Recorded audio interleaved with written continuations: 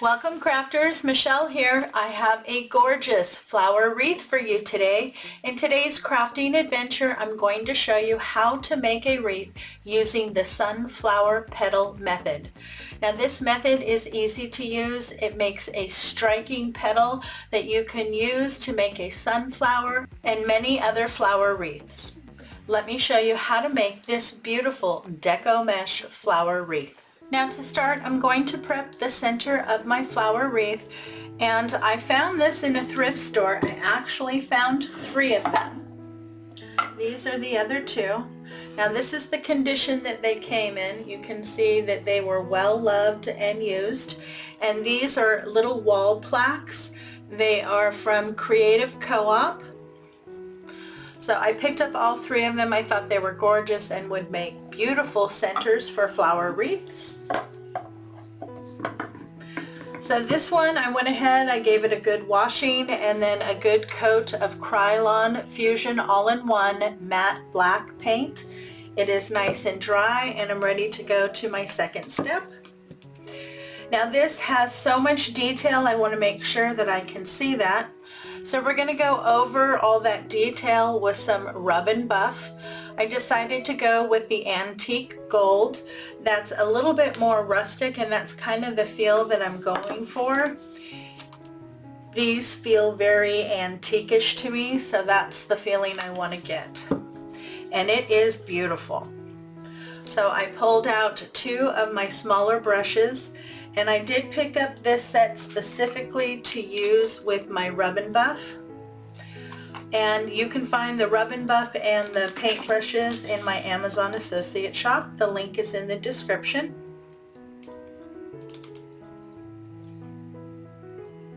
They have several different colors and several different finishes that you can use. So choose whatever is going to work best for you and give you the look you're going for. My main thing is I just really want to get some nice detail because, oh, it's just so pretty. Just go in with a little bit, move it around with your brush, kind of really work that in. And a little goes a very long way. You can always go back and add more. Kind of hard to take it away. But look at how pretty. It just really makes those details stand out. Stay tuned to the end of the video. I will give you other options for you to use for centers for your flower wreaths.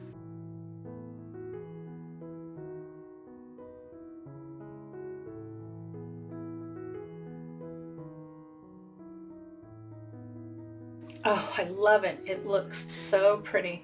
I'm going to continue to work on adding some of my rub and buff.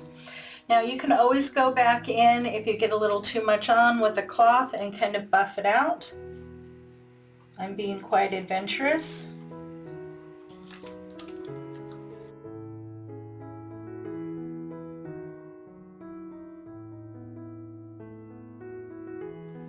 For our wreath base today, you're going to need 1 8-inch wire wreath form that you can get at Dollar Tree. They come in a package of 2, and some plastic canvas to line the inside. Plastic canvas has a number, and that refers to the size of the square. The one that I recommend is number 5. If you get one, the higher the number, the smaller the hole. So if you get one that's too small, you're going to have a hard time getting your zip ties in. You want to trace out the center, cut it out, and attach it with some zip ties. I used 5. Now this was something new that I found at Hobby Lobby. They are Deco Mesh Squares. These are already cut for you, 10 inches by 10 inches. It is a bit pricey. You get 24 pieces. It regularly retails for $13.99. Of course, I bought it on sale when it was 40% off, so it wasn't too bad. I did pick up 2 packages because I'm not sure if I'm going to need more than one. I'm hoping that because I'm using only an 8-inch wreath form, I'll be able to do it with just 1 package. And then you're also going to need some zip ties or cable ties, and you don't want them too big. These are pretty small. So the first thing I want to do is load on some of my zip ties here, and we're going to be attaching our first row to this center ring. So I just want to get my zip tie on and barely started. At the end of the tutorial, I will give you more information on Hobby Lobby's new Deco Mesh Squares and my review of the product.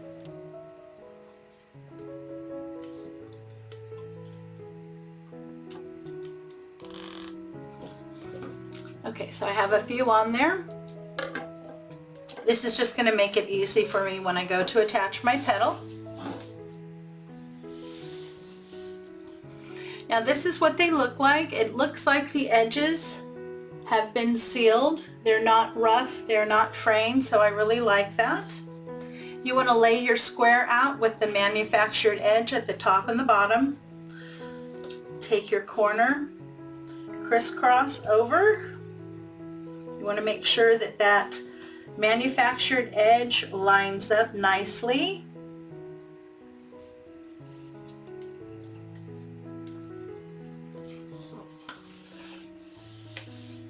Okay, so you have it folded in half. Then here at the corner you want to fold under the edge. Now to help hold this, what do I do with it? To make sure that my point stays nice and tight while I gather, I'm going to add a little clip. You can get those from Dollar Tree. So I folded under my edge, and now I'm just going to scrunch all the way across the bottom here till I get to the other side. When I get to the other side, I'm going to fold down that little piece. Okay, so that is what your petal looks like. Okay, and that is doubled. And you have your finished edge on this side and your raw edge on the other. I'm going to take that and slide it into your zip tie there.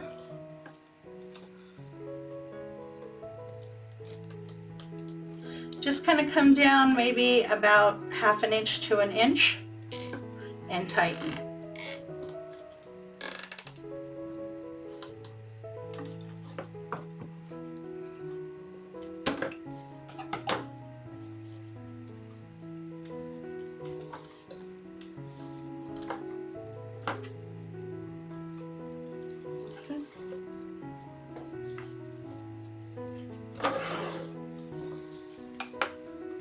I'll show you again.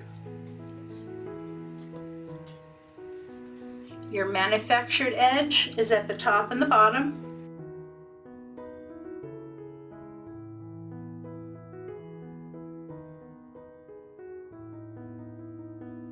For your convenience, in the description box below is a detailed list of all the tools and materials used in today's project. This list will not only tell you how much you're going to need, it will also let you know where I purchased the materials. And then when you lay out your petals, you want to make sure that you pull your manufactured edge over your rough edge. Okay. I'm going to add on a few more petals. If you're enjoying today's content, make sure to subscribe, and when the notification bell pops up, if you hit that too, YouTube will let you know every time I upload new content, and I do upload new content to my channel every week.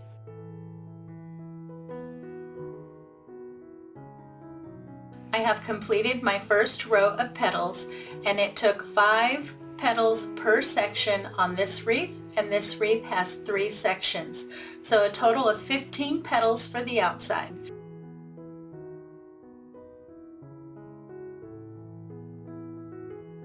And now I'm moving to the inside row of petals.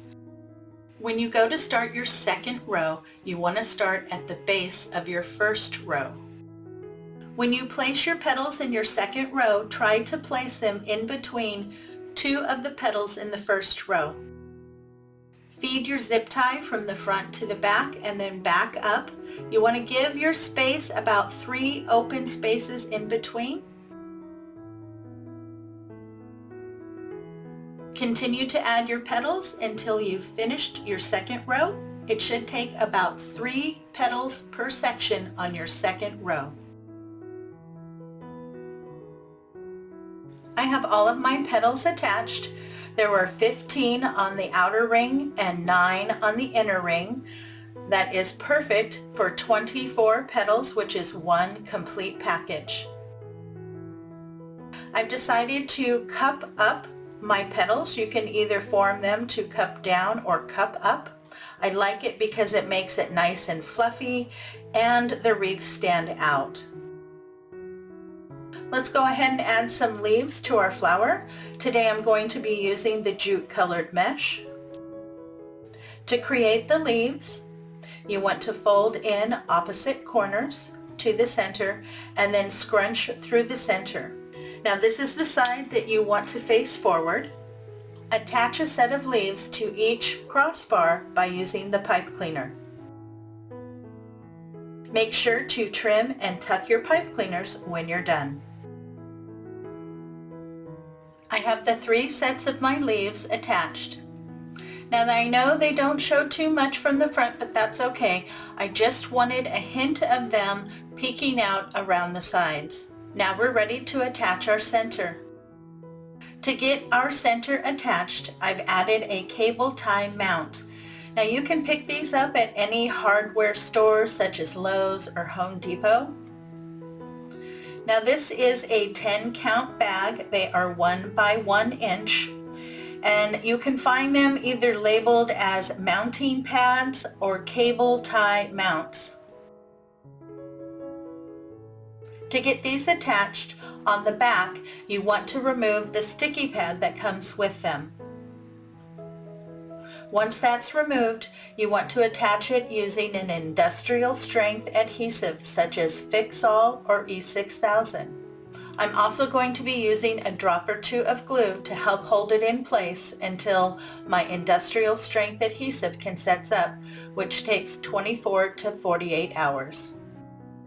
Now you can use a cable tie, you can use jute cord or a pipe cleaner to attach your center. I'm going to be using a pipe cleaner today. Slide it in through your mount. Give it a twist.